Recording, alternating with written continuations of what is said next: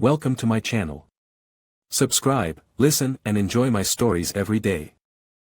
In the muted glow of the hotel room's desk lamp, I sat flipping through the numbers of our family's bank statements.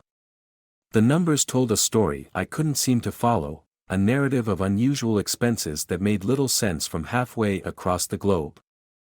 I'd been in Europe for nearly a month, negotiating deals that were supposed to set us up for a comfortable future, but the mysterious digits on my screen suggested other transactions were taking place back home.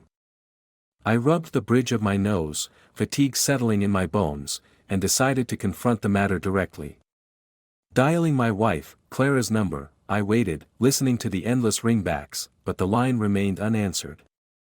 My calls over the next 2 days met the same silence, increasing my unease and fueling my suspicions. Returning home earlier than planned, the sight that greeted me was beyond any scenario I had played in my mind.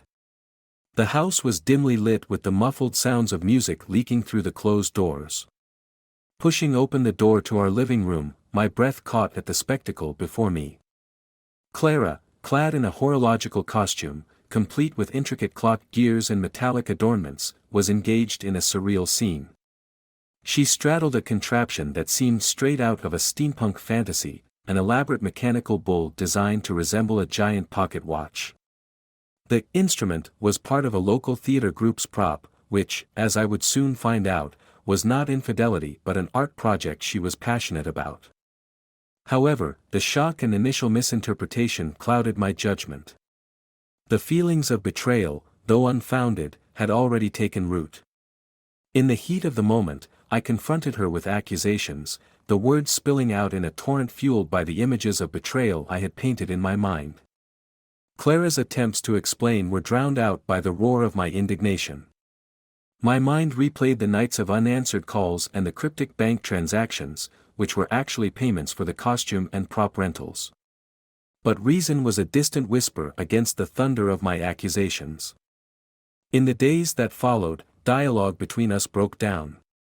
I was blinded by a sense of betrayal, unable to step back and perceive the reality of the situation.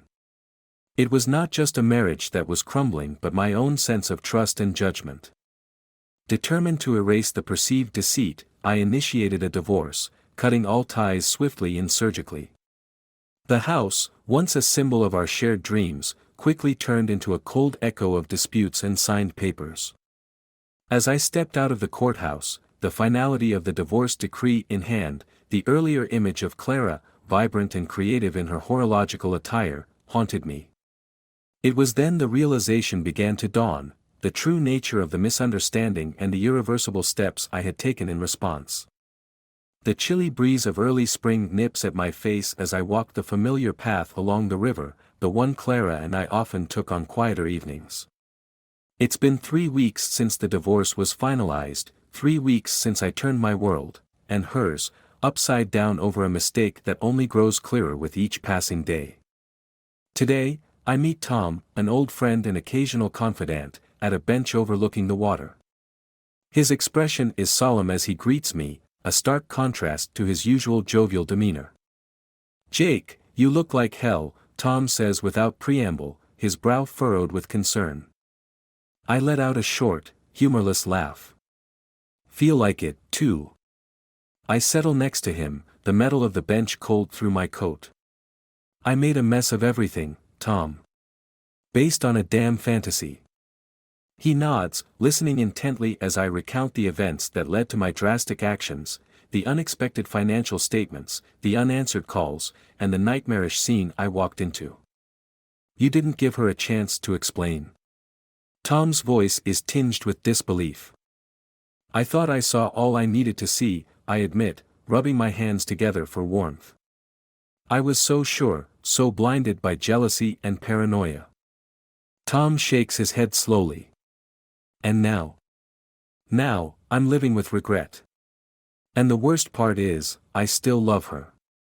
I destroyed everything over a misunderstanding." After a pause, Tom suggests, "Why don't you talk to her? Maybe it's not too late to." "No," I interrupt, a bit sharper than intended. "It's done. I can't undo the divorce, and she won't even look at me." My voice softens. I've tried reaching out. She blocked my number. As we sit in silence, the idea slowly forms, a plan not of reconciliation, but of redemption. Maybe I can't fix what I broke, but I can at least understand it, make amends in whatever small way possible. I need to find out everything, I say suddenly, turning to Tom. I need to see where I went wrong, learn what I ignored. Maybe then I can start to put this right. Tom nods. Start with the bank statements. You mentioned unusual expenses. Yes, the props, the costume rental. Maybe there's more I missed. We part with a plan. I head home, my steps more purposeful than they've been in weeks. I dig out every bank statement from the past year and spread them across my dining table. Line by line, I comb through the entries, each charge a breadcrumb leading me back through the past months. Hours slip by, and amidst the mundane, groceries, utilities, online subscriptions, a pattern begins to emerge. Not only were there charges for the costume and props, but also payments to a local arts foundation, a place where Clara had volunteered since her college days. It all points to one thing, her deep involvement in the community arts scene, a passion she had tried to share with me, but I had brushed aside, too caught up in my own world. A knock at the door startles me from my thoughts. Hesitant, I open it to find Lydia, Clara's best friend, standing on the doorstep, her eyes wary. "Jake, we need to talk," she says, stepping inside before I can respond. "It's about Clara." As I lead her to the living room, my heart pounds with a mix of dread and anticipation. The truth is coming, whether I'm ready for it or not, and with it, the next chapter of this painful saga begins to unfold. Lydia settles onto the couch, her posture rigid, mirroring the tension that has filled the room.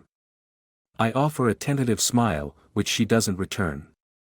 Instead, she pulls a small envelope from her purse and places it on the coffee table between us. "I'm here because Clara won't see you, and honestly, I think she's right not to," Lydia begins, her voice steady but cold. "But she also deserves peace, and you owe her that much after everything." I nod, feeling the weight of her words. "I know I messed up, Lydia. That's why I'm trying to make things right." She sighs, eyeing me skeptically. "Making things right? Is that what you call it?" She pushes the envelope toward me.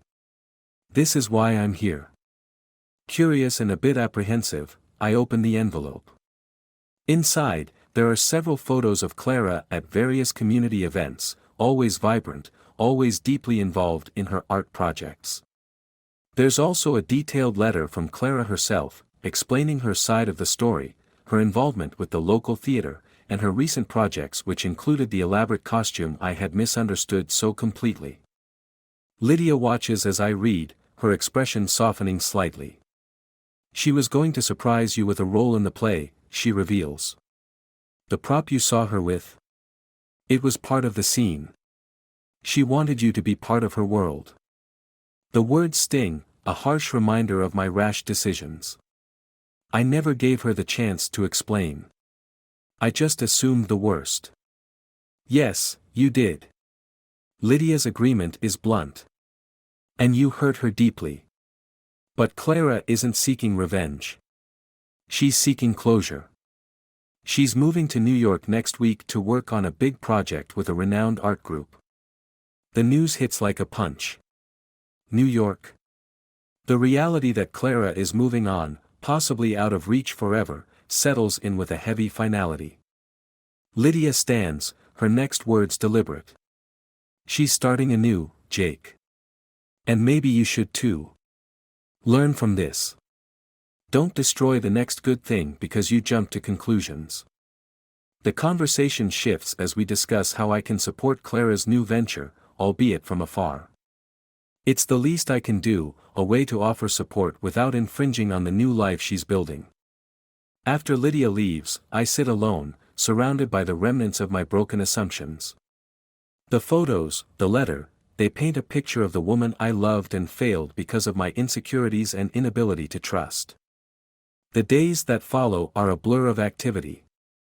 I throw myself into understanding more about the art community Clara loves so much. I attend a few local shows, speak to artists, and even donate anonymously to the foundation Clara is involved with. Each step is a move towards redemption, though I know some wounds might never fully heal. As I stand at the back of a crowded art exhibit one evening, watching the vibrant life of the community Clara cherishes, I realize this chapter of my life is closing. But perhaps, just perhaps, there's a chance to write a new one, a story where trust isn't shattered by the shadows of doubt. With this resolve, I start planning my next steps, a path leading away from the past's mistakes toward a future where I understand and appreciate the worlds beyond my own. As autumn colors bleed into the city, marking the passage of time with shades of gold and crimson, my life has taken on a different rhythm. The energy of my previous life, defined by corporate deals and sharp suits, has shifted to quieter, more reflective moments. I've become a regular at art exhibitions, and though my donations remain anonymous, I feel closer to Clara through the appreciation of the art she loves. One chilly evening, as I leave an art exhibit, a familiar face from my past catches my eye. It's Mark, the man I once suspected was the other in Clara's life. He's standing across the street, laughing heartily with a woman. The sight stirs old emotions, but this time, curiosity overpowers anger. I decide to confront him, not with accusations, but for closure. Crossing the street, I approach him directly. Mark. He turns, surprise etching his features as he recognizes me. Jake. Wow, it's been a while. How have you been? Not great, but getting better, I reply, my tone even. Can we talk? Mark nods, excusing himself from his companion. We find a quiet corner near the art gallery. I never got the chance to clear the air between us, I start, watching his reaction closely. Mark's expression turns serious. Look, Jake, I know what you thought. But Clara and I were never more than colleagues. The whole theater project. I know, I interrupt, holding up a hand. I figured it out too late. But why didn't you say something then? Mark sighs. I wanted to. Clara asked me not to interfere. She wanted to handle it herself, but things escalated before she could. This new information settles heavily in my stomach. I see. We part ways, but the gears in my mind are turning. The next day, I dig deeper, contacting mutual friends and acquaintances, piecing together a timeline of events. My investigation leads me to a surprising revelation. Clara had planned an elaborate reveal of her theater project for our anniversary. It was supposed to be a grand gesture, a celebration of our life together through her art. The realization is a sharp sting of regret. But with it comes a darker thread. The financial anomalies, the secret meetings, I had assumed they were innocent, but doubts creep back, fueled by the deception surrounding the theater project. Driven by a need for absolute truth, I hire a private investigator. Weeks of surveillance and digging unearth nothing at first, until a set of encrypted emails between Clara and another unknown figure come to light. The contents are shocking: plans for a new life, discussions of love and leaving, all dated before our divorce. The truth is a bitter pill. She had been planning to leave me, not for Mark, but for someone else, someone she had met through her art circles. The theater project was real, but so was her deception. With the evidence in hand, my course is clear. I orchestrate a final meeting under the guise of signing some leftover legal documents. At a quiet cafe, I confront Clara with the emails. Her face pales as she reads. Jake, Save it, I cut her off, my voice cold. I know everything. Clara tries to explain, but I'm not here for her excuses. We're done, Clara. For good this time. I leave her there, surrounded by the remnants of her secrets. In the weeks that follow, I use my resources to ensure that the truth about Clara's deceit is known in her professional circles. Her reputation takes a hit, projects dry up. It's cruel, yes, but the sense of betrayal demands retribution. As I walk away from the ruins of what was once my life, the chill of the oncoming winter seems fitting. Clara and I are forever parted, not just by distance, but by the irrevocable scars of betrayal. I had loved her, truly, but in the end, it was her deception, not mine, that wrote the final act of our story.